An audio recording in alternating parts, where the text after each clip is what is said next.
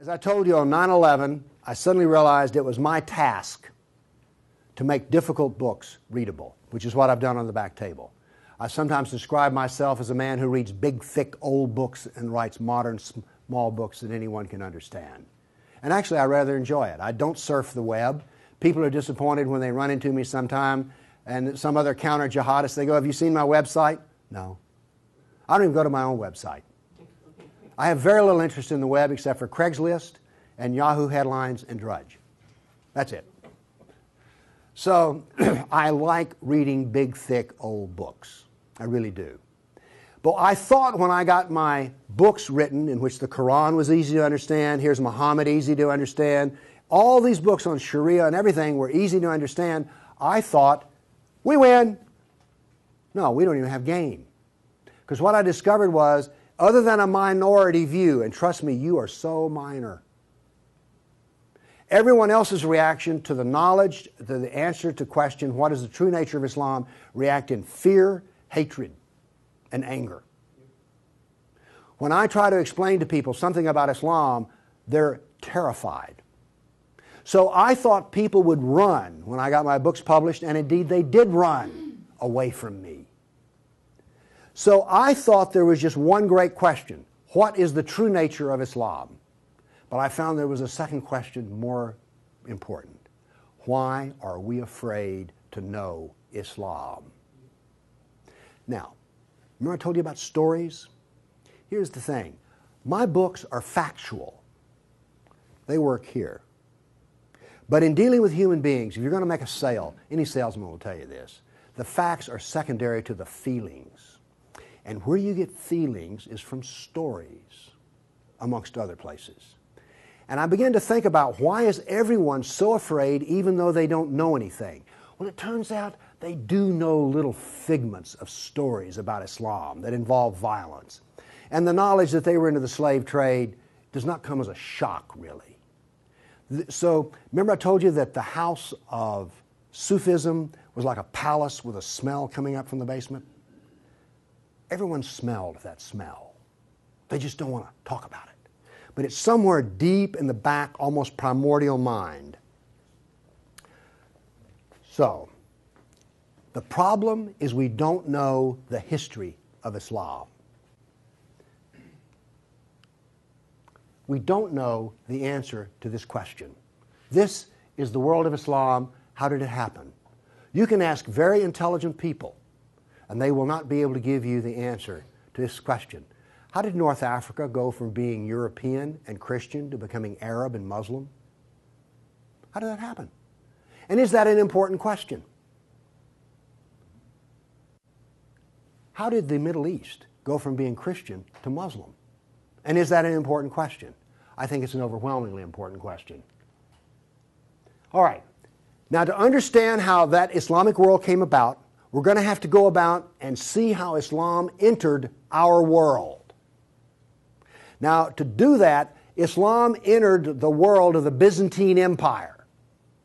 We know that in the Sirah, Muhammad's life, his last days were spent killing Christians and subjugating them.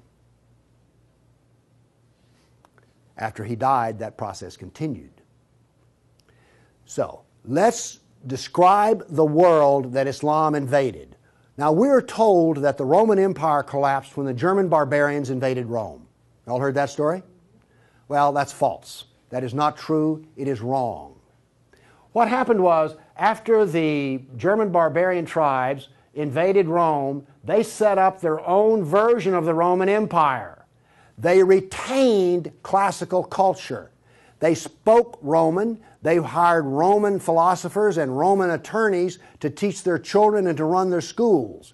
They came into the Roman Empire not to destroy the empire, but just to get the goods for themselves. The eastern part of the empire, so-called Byzantine Empire, is over here. Now, this is after the German invasion. The important point is this: there was still a classical empire. It's not collapsed. Then, after the fall of Rome, the Byzantines gradually exerted their political influence till now this was the new form of the Roman Empire. This is the Byzantine Empire, and it is about to be invaded. This is the classical world that Islam invaded. Notice that the classical world is still up and running. It's critical to remember that. It was now weak, but it was still up and running. We're going to see what caused its collapse.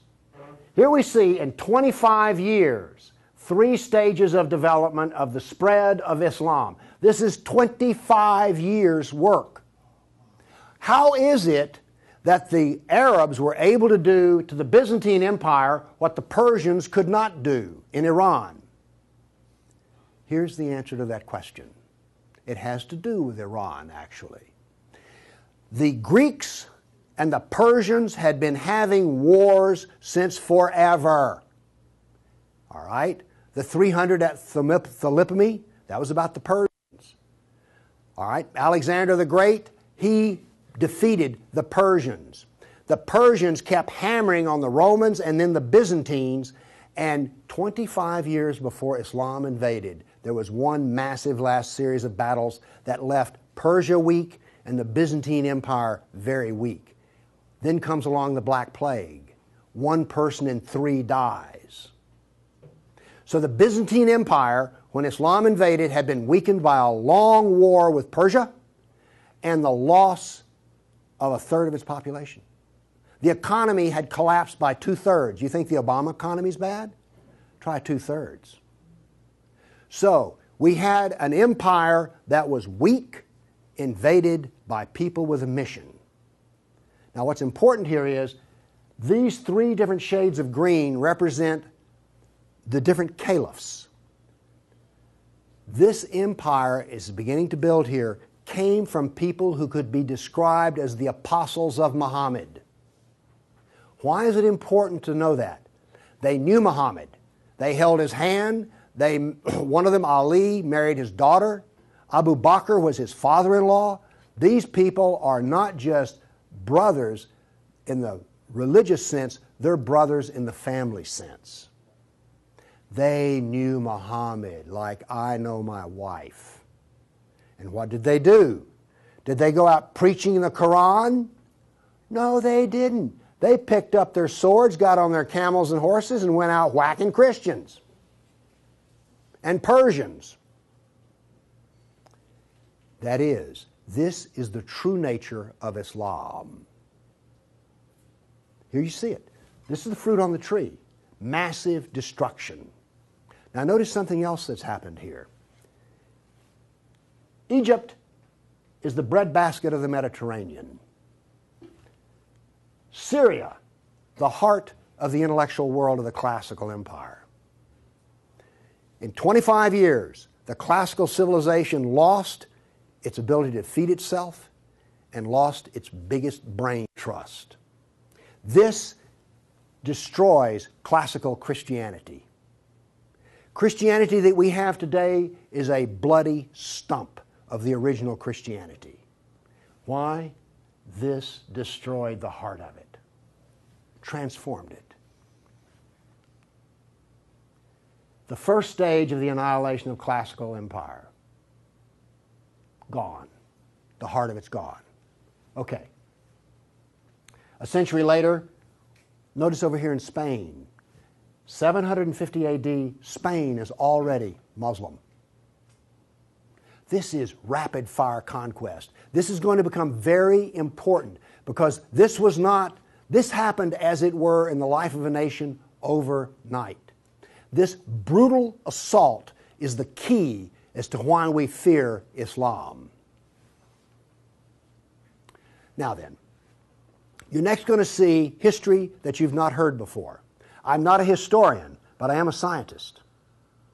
And I can reason from data. I knew, once I read the story of Muhammad, that I had been fed a pack of lies about what caused the Dark Ages. Roman barbarians didn't cause the Dark Ages. First off, why would these barbarians were Germans? These are the same people who made Germany. You're telling me they were too stupid to learn how to do Roman law and stuff? Of course not. They were very intelligent people. They didn't cause the collapse. But that's the classical theory. If you go to Vanderbilt, that's what they'll teach you. Here we go with the data. There has recently been a lot of classical ancient works that have been translated and put into a database format so they can be accessed. There's been massive archaeological research under the ocean and at the edge of the Mediterranean. From this archaeological research, we're able to track history and economies. All right? That figure I gave you about how the economy collapsed, that came from the study of sunken vessels. Because if you're not buying much, you know, if 1 in 10, let's say 1 in 10 ships is sunk, that figure's not that high, but whatever. If you see a lot of sunken ships, there was a lot of ships sailing around. When they go down, the economy goes down. So from this data, we know a lot. And this, in particular, the database of ancient documents, gives us 548 battles that Islam fought against the classical world. This is all new information. I've talked with people who consider themselves history buffs, and they go, well, let's see, battles of Islam against Europe. Let's see, we've got the invasion, we got Tours, we got the invasion of at Gibraltar, we've got Lepanto, Gates of Vienna, collapse of... Okay, that's 5. You talk to a historian, and those are the 5 battles they can scratch up. And then I remind you, you can have all of these slides if you just send me an email for it. Okay, what does this new data show us?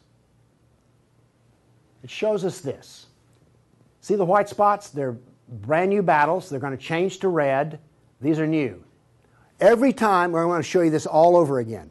Every tick is 20 years. The new battles for that 20-year period come up in white, then they fade to red to show you the history. So white's what's happening right now, red has happened. Let's see how these 548 battles act out over. We're going to watch, in 70 seconds, we're going to watch 1,200 years of conquest. Look how fast this is happening. Bam! Here comes... You didn't know France was hammered that hard, did you? You heard of Tours. Watch what's happening in Spain, in the islands. Now, many of these raids or battles, if they're at the coastline, are slave raids. The slaving that took place in here was extensive and went on and on. All of this work is also happening now then. We're now into the golden age of Baghdad. This is the punishment that's being handed out to Christians everywhere. In Spain, after one battle, there were knights' heads were cut off and they made a pile so high that a man on horseback couldn't see over them.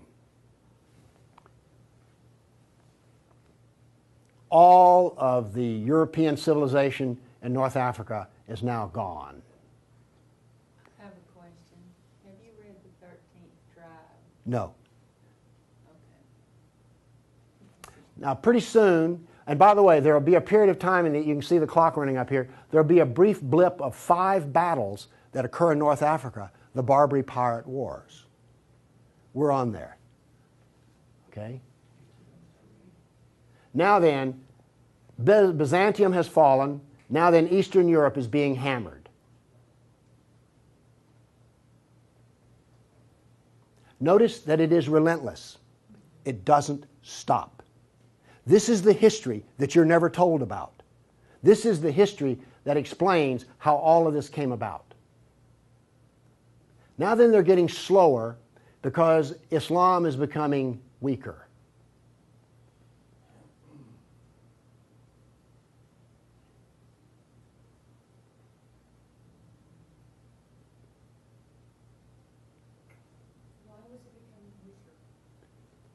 Corruption. All empires collapse from the inside ultimately. Okay. I say that what caused the collapse of classical civilization was not the invading German barbarian tribes. I say that classical civilization was destroyed by Islam. Now comes the question. Why do we not want to know that? We're going to answer that question. All right, now I want to give you the headlines. With all those little dots, basically what I've showed you is just quantity. Okay? Relentless, but quantity. Now I'm going to give, we gave you 1,200 years of battles in like 70 seconds. Now we're going to go through in about 4 minutes. I'm going to give you the headlines from each century so you will know the emotional tone of what is happening. All right, 7th century. Muhammad sent Khalid out, the sword of Allah, to the Jazima tribe to offer Islam. They refused. He annihilated every one of them. At the Battle of Oasis in Iraq, for 2 days he spent out rounding up the losers, put them in a dry stream bed, and cut off heads until the stream ran with blood. He then took the captain of the Zoroastrian Persian tribe. His wife was there. He cut off the man's head, let the blood drain into the soil, and raped his wife in the bloody soil. That was one of the companions of Muhammad. This is the nature of jihad. Where did Khalid learn how to do that? From Muhammad. From Muhammad at the Battle of Khaybar. Umar conquered Jerusalem, and every Jew and every Christian became a dhimmi, which is a third-class semi-slave. You're now going to see, for the next few centuries, you're going to see Golden Age. We're told this myth of the Golden Age, how wonderful Islam is. So here's what's happening during the Golden Age. They started attacking Sind, which is the Hindus. 26,000 Hindus died. Armenian nobles were herded into a church after a debate, and the building burned down on top of them. At Ephesus, 7,000 Greeks are enslaved. We're still having the Golden Age. All new churches were ordered destroyed. At Amorium, there was massive enslavement of all the Christians. The Egyptian Christians revolt over the jizya, which is the dhimmi tax under the Sharia. Churches are burned, vineyards destroyed. 10th century was still in the Golden Age. In Thessalonica, 22,000 Christians enslaved.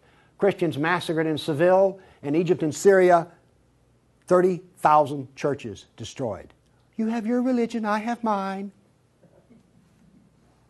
Still in the Golden Age, 6,000 Jews in Morocco killed, hundreds of Jews in Cordoba killed, 4,000 Jews in Granada killed, Georgia and Armenia invaded. In Hindustan, 15,000 killed, 500,000 enslaved. Golden Age, still upon us. In Yemen, the Jews are given the choice of convert or die. The Christians of Granada are deported to Morocco. And in India, cities are destroyed under the order convert or die. In one town, 20,000 Hindus became slaves. Still the Golden Age. 50,000 Hindu slaves decided to get freedom by converting to Islam. A new 20-year campaign created 400,000 new Muslims out of Hindus. Buddhist monks butchered, nuns raped. In Damascus and Safed, mass murder of Christians. Jews in Marrakesh massacred. Tabriz, forced conversion of Jews. Still, we're in the Golden Age. There are riots in Cairo. Churches are burned. Jews of Tabriz are forced to convert. Tamerlane, one of the most evil men who ever lived, massacred 90,000 Hindus in one day. 30,000 in another battle, massacred in cold blood. Another Muslim leader takes 180,000 Hindu slaves. Oops, we're out of the Golden Age. See if you notice any change in tenor. Tamerlane destroys 700 villages in India. Now then comes He then turned to Iraq and annihilated the Nestorian and Jacobite Christians. The Nestorian Christians, half of the Silk Route in China was Nestorian Christian. The Nestorian Christians had emissaries and missionaries in the court of China. Afghanistan was partly Christian. All right? Gone. This is part of the destruction of the church that no one knows about. 700 years of attack, they finally destroy Constantinople. 16th century, the son of Tamerlane destroys temples, forced conversions. Two of his generals built 2 towers of human heads. Once again, you couldn't see over them. And then noble women, Hindu women, started the practice of sati, which was mass suicide in order not to be sex slaves inside of the Sultan's harem. 17th century, Jews of Yemen and Persia forced to convert, forced conversions of Greeks. The Zoroastrians are persecuted in Persia, and over 500,000 killed Hindus. 18th century, more Zoroastrian persecution, Jews of Jeddah expelled, Jews of Morocco massacred, Hindu persecution continues. 19th century, more forced conversion of Jews, Jews of Baghdad massacred. Oops, 250,000 Armenian Christians slaughtered in Turkey. Now then, in Persia, the Zoroastrians are completely annihilated. 20th century, over 1 million Armenian Christians killed. 1 million. So you now not only know the number of battles, you now see the tenor of what's going on. You now know quality and quantity. Do you get the drift on how bad this was? Now then, the establishment doctrine is that we've already told you classical collapse had nothing to do with Islam, and indeed Islam was a source of good because the hillbilly Europeans lost their classical learning and the shrewd, smart Arab Muslims preserved all the knowledge in the Golden Age. This is what is taught in our schools. I maintain that it was annihilated by Islam. Okay, we've been talking about land here. I now want to talk about water because classical civilization was based upon the Mediterranean Sea. Egypt was part of the Mediterranean world. It was not part of the African world, okay? Because to go from Alexandria, Egypt to Nigeria was a lifetime. But you could get on a ship and be there in 10 days. Does this make sense? It was cheap transportation. You could haul a ton of grain from Egypt to Rome as much as it cost 75 miles by ox cart. This is important. I'm going to be driving back on the interstate after I finish talking here. I do not expect to be attacked or shot at on the way. I presume that the interstate is safe travel. It used to be that way under the Roman peace. That ended. The importance of naval work, as many as 500 boats could be in the harbor of Constantinople. The collapse of the freedom of sea. Let me show you something. Now we know this from history, the data. Rome used to communicate with France by boat. After Islam, they went overland through the Alps. Why did they do that? There was no longer freedom of the sea. Here's interesting. The Black Plague was a known problem in the Mediterranean. It used to take 4 months to get from here to Constantinople because there was sea trade back and forth. Well, that was eliminated. So now then, when there was an outbreak of the Black Plague, it went from harbor to harbor, all around here, and it took 4 years to get to here. Do you see the point I'm making? There was that little freedom of trade. As a merchant striking out to do business, you could wind up with your ship gone, your goods gone, and you're in chains, enslaved. By the way, this cuts down a lot on commerce. A brag. The Christians couldn't float a plank on the inland sea. What did this do? It isolated Europe and impoverished Europe. So, you know the business of the Barbary pirates? You know the business of the Somali pirates? Same. It is Sunnah. It is Sunnah, the way of Muhammad. There's a famous hadith which is repeated endlessly in which Muhammad awakes in a dream and he sees his jihadists sailing the inland sea. Islam always practices, where possible, economic warfare. Muhammad attacked caravans. What was attacked in New York? Ooh, Trade Center. This, economic warfare. I am an admirer of Islamic civilizational war methods. They're superior to everyone else's thinking in war. They use everything for war. Everything, including the womb. This was an economic jihad. There were 3, you've heard of the Dark Ages? Well, there were 3 Dark Ages. One in Europe, one in Turkey, one in North Africa. You weren't told that, were you? Wonder why. Here we see some ruins. What's the importance of these ruins? Well, they're up and standing. What happened to all the ruins in Rome? Well, the people who were still living there used them as quarries. They harvested them. The Colosseum remained simply because it was so big. What does this tell us here? If all this stone is still stacked up, there were no people. The invasion of North Africa was so brutal and so fast that it actually left in the harbor a layer of silt. Here's how that happened. North Africa used to be farmland, irrigated farmland. The Romans, clever men that they were, put along the roads in North Africa olive trees for shade and for keeping the road fixed for free. Because what would happen is you would bid on buying a lease on a stretch of Roman road in North Africa. You maintain the olive trees and the road, and you got to keep the olives. So the Romans got money from selling the lease, and then they got the road fixed for free, and somebody has a business making money. Is this clever or what? That all ended because the invading Arabs were not farmers, they were herdsmen. The people there were Christian, and so therefore, when the average Arab family would own 50 goats. They put their goats out into the fields of Christians, and the Christians as dhimmis had no right to protest. Between death and the erosion of the crops, there was this produced a layer of silt in the harbors. So that's how brutal, hard, and fast came about this collapse of economy in North Africa. What was left for a European economy?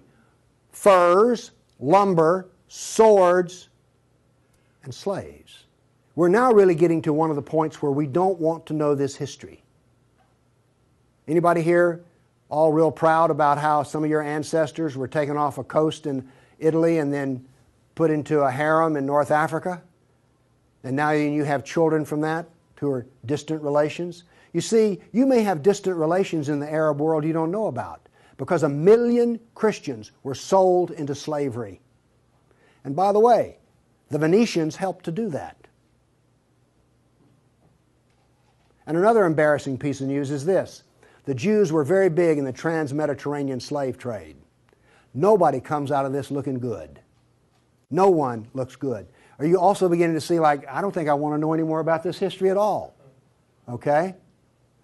Are you catching on here? All right. Now, the other thing we're told that's so bad about Christianity and so pitiful about those poor Muslims are the Crusades. Who's ever heard this? Well, the Crusades, oh, that's so embarrassing. Gosh, you know, we got out of Europe, we went over there and invaded the Arab lands, and then we killed them and hurt them, and like, oh, I've heard preachers wallow in pity about how drastically bad the Crusades were. All right, first off, Islam, remember, destroyed 30,000 churches. The Jews and Christians were dhimmis. There was infinite number of brutality against Christians. Christians were fleeing the Middle East, and the Byzantine emperor appealed to the Pope, help us, please. Now, this was a big thing to do because the Byzantine emperor and the Pope did not get along at all. But these were desperate people. And what did the Pope look out and see? This is the world that he saw in 1100, the time of the First Crusade. Well, let's see. This much of Spain is Muslim, and we're getting our behind kicked on a regular basis. Oh, well, this Christianity's gone. Oops, this Christianity's gone. And look at all the battles in the non-Christian, in the areas that are still Christian. Do you see the geopolitical problem that the Pope was facing here? This was not just some, we'll saddle up, get on our horses, and go steal from them Arabs, which is what you're told. This is the political picture. But now then, let's do this. Let's look at a battle map for the Crusades. Let's be fair. I showed you the jihad map. Now here comes the Crusade battle map.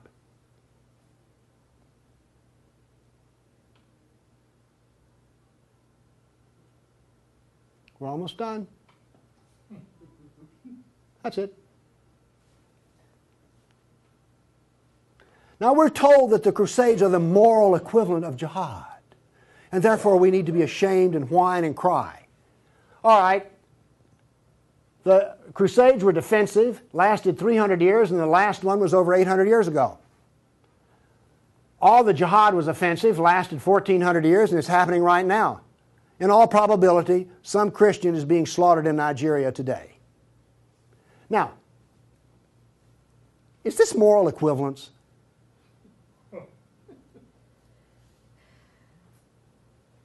Why won't they teach this in a church school? So the ministers will stop, oh, the Crusades were just so terrible. No, the Crusades were one of the few times the church put steel in its spine. And then we apologize for it. Now then, let's go to the great benefits of Islam.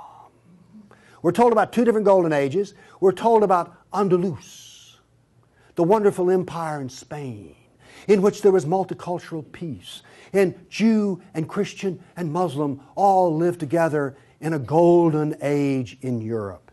You ever heard that? Well, here we go. This is the battle map of the golden age in Andalus.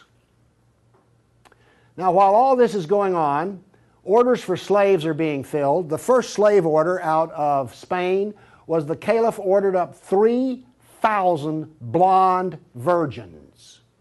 They were shipped out of Spain.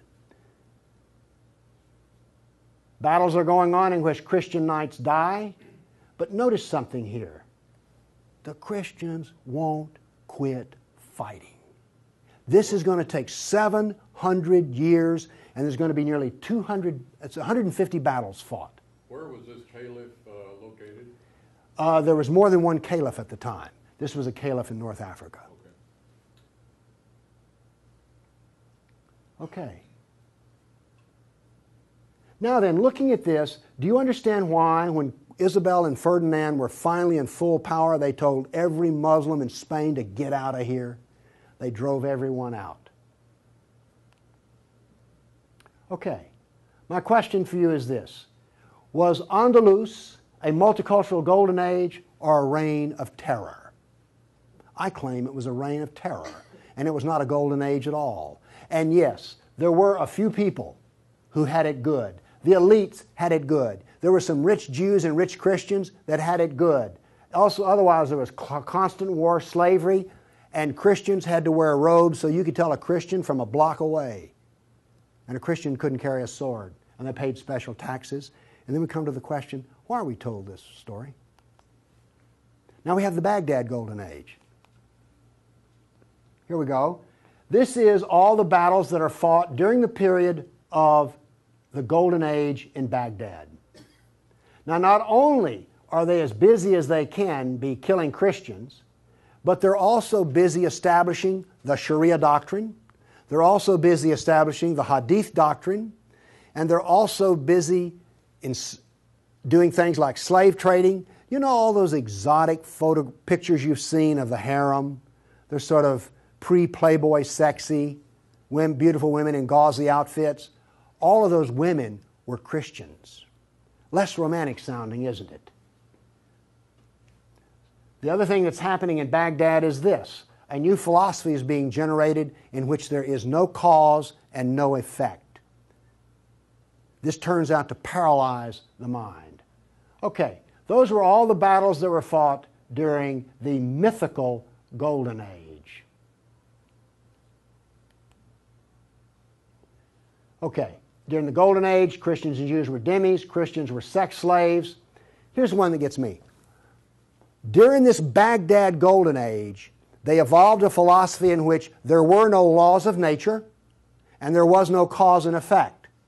I'm a scientist. We work off of two laws, the law of contradiction, does the data contradict the data, and the law of cause and effect. I've just explained to you why, out of their Golden Age, why you don't find Muslims getting Nobel Prizes in science. You cannot be a scientist and not believe in cause and effect. You just can't. Won't work. Now then, the Christians did all of the vaunted translation of the Golden Age text, and get this. We're told that this was such a great peak of learning, they destroyed 90% of the books. And we're told that the remaining 10% they preserved is like, oh, this was the Golden Age. Oh, we live in eternal gratitude to the Muslims. If they had come along, we'd have had 100% of them. Presented with a library in India, the largest library in the world was a Buddhist library in Nalanda. They came to him and reported the existence after they had conquered, and they said, "What shall we do with the library?" The order from the general was this: if it contains any information that is in the Quran, we already have it, burn it. And if it contains any information that is not in the Quran, it is false, burn it. The same was done with most all of the libraries. And why are we told this was some wonderful golden age that preserved knowledge for us? Ottoman Empire, 1683.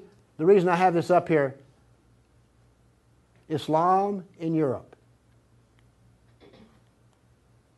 That's the world today. I've now explained to you how this world came about. It came about through relentless, brutal persecution of everyone who was not a Muslim. Now then, let's change to modern times. All of that work stops in 1922. This works off a database of 19,000 jihad attacks since 9/11. There are things like this. I know the date, the country, the city, how many are killed, how many injured, and a description. Now, when you present a guy like me with 19,000 pieces of data, I start asking questions. How do we make this make sense? So let's make it make sense. By the way, you did hear all about these 19,000 attacks in the Tennessean and the local newspaper, didn't you?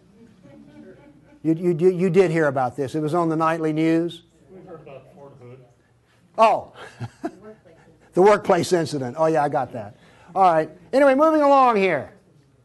This, by the way, is where all these took place. I just think that's interesting. And you'll notice something. This is the Islamic world, and it all centers around it. But notice how much is happening in Europe. Okay. I take the data and I parse it and I divide it. I use Islamic doctrine to analyze this data. What does Islam insist on? Well, in my first lecture, I told you they're fixated on the kafir, right? So I use the kafir to analyze this data from an Islamic standpoint. See, I'm the ultimate multiculturalist. No, really. I'm the only person you've ever met who analyzes Islam on the basis of Islam. Here we go. Here we have, in the last 10 years, the total number of attacks. In the green, we have Muslim on Muslim violence. You mean a Muslim will kill a Muslim? Really? They're doing it in Syria as we speak, right? Remember Iran, Iraq? Okay. Then we have the only one I care about. I mean, my motto here is sell weapons and intelligence to the loser. I'm very serious. You think I'm joking. I know. Okay, here's our story right here. Stays pretty level. That's interesting. By the way, there's hardly a day in which there's not a jihad attack. Modern jihad is relentless, just like classical. Oh, by the way, one of the things this curve proves right here, Islam is bad for Kafirs. Islam is bad for Muslims. Islam is bad for Muslim and non-Muslim. That's what this data shows us. You want to argue with that? Okay, modern jihad is relentless. But what did we see in the other battle map? It was relentless. There are two types of jihad, against the kafir and against Muslim. You see, every time they kill a Muslim, the reason in Syria they're killing other Muslims, they're not real Muslims. Okay? Now then, we've introduced, however, a new phenomena. The mom and pop non-state jihadi shop. Okay? All of those battles up to 1922 were out of the caliph. Okay? We now have non-state jihad. That is all that is different. Okay, jihad attacks per year. I just chose the top 4 nations. But this doesn't really give us what we want because Israel's teeny weeny and India's great big, so let's do this on per capita. Now then, Israel, I bet you were surprised about Thailand. You didn't know that Thailand was getting whacked on a regular basis, did you? And look, here's a Christian nation, the Philippines, ranks number 3. And then India was Hindu. Oops, wait a minute. Do you know what I just told you? Jihad is against the Jew, the Buddhist, the Christian, and the Hindu. This is the data. Now you go to these dialogues, these multicultural smoozes they have, where the preacher and the rabbi and the imam show up. The preacher and the rabbi show up to tie. The Muslim shows up to win. And then what does the Muslim tell them? Oh, the Christians and the Jews, they're people of the book. Oh, we're brothers in the religion of Abraham with the Christian and the Jew. You know, we're practically the same. We're brothers in Abraham. How's that stuff work out? Well, here's one of your people of the book. Here's another people of the book. Turns out they'll kill a Jew, a Buddhist, a Christian, or a Hindu just as fast as they will another. So much for being brothers in the religion of Abraham. The data does not support the theory. Therefore, the theory is wrong. There is no brotherhood of Abraham except in the minds of people who occupy pulpits. The jihad is against the Jew, the Buddhist, the Christian, the Hindu, and the secularists, by the way. The secularists are the worst of all. Well, maybe worse than the Hindu. It gets hard to know, you know, I mean, really. It's against all kafirs. That's who the jihad is against. The religion of peace. Here we go. 548 battles, 19,000 jihad attacks. In 12 decades, in 1,400 years that are jihad-free. Therefore, Islam is 91% violence and 9% peace. So George Bush was 9% right when he declared religion of peace. Constant violence is why? There's a doctrine. The doctrine of jihad is found in the Sirah, the Quran, and the Hadith. We've already been over this. They don't like kafirs. We have a whole doctrine of jihad within the text. Islam was only successful through jihad. Therefore, we have a doctrine which produces jihad, and it produces this effect of the collapse of civilizations. Here you go. Tears of jihad. 270 million dead over 1,400 years. Read them and weep. Read them and weep. The doctrine drives history. History shows the true nature of political Islam. Political Islam is the enemy of all Kafir nations. There's an intellectual history. In 1,400 years, I've read a lot of old documents. They never talk about the Muslim. They talk about the Arab, the Turk, the Moor, Al-Qaeda, Asian, and it's always been by specialists. And today, all the established specialists are apologists for Islam. Why was the Quran code not cracked recently? How come we don't teach Muhammad? And why is the Golden Age propaganda taught? Why do we remain ignorant and keep suffering? I maintain there's a reason for this. I maintain that this constant brutality over the centuries has produced in the Western mind the equivalent of the abused dog, the beaten wife, and the raped child. We do not think correctly. Everybody's seen the beaten dog that when you approach it, that is the Western mind. We deny the attacks. How much jihad is ever reported? The churches will not even admit that a Christian suffers anywhere. Fear. Muhammad used fear. Any public critic of Islam has a certain fear element there. Guilt. Oh, we haven't treated Islam right. If we treated him better, everything would be good. We don't teach the history. We humiliated. Who here is going to go home and brag about how your ancestors were slaves, how your history was annihilated, and that all we teach is the lie of the Golden Age? Have you not noticed since 9/11 how bitter and angry politics has gotten? The reason is we're not allowed to get angry at the enemy, so we get cranky with each other. We're powerless. Anybody want to debate about this? The abuser. Muslims will not admit they sold a single slave or ever killed a person. They're arrogant and self-confident. Islam is perfect. Word Islam means submit. They expect submission out of us, and they get it. Islam is the victim. After 9/11, I heard this. The real victims of 9/11 were the Muslims. You've heard that anywhere? After 1,400 years of jihad, brutality, enslavement, theft, deception, rape, annihilation, and insults, the Kafir mind has become identical to that of an abused victim. Our only solution is to face our history and welcome it and embrace it. This is exactly the way we will heal our nation, is the way we heal a person who's been brutalized. You have to go back to the original event. And this is why we are afraid. Thank you.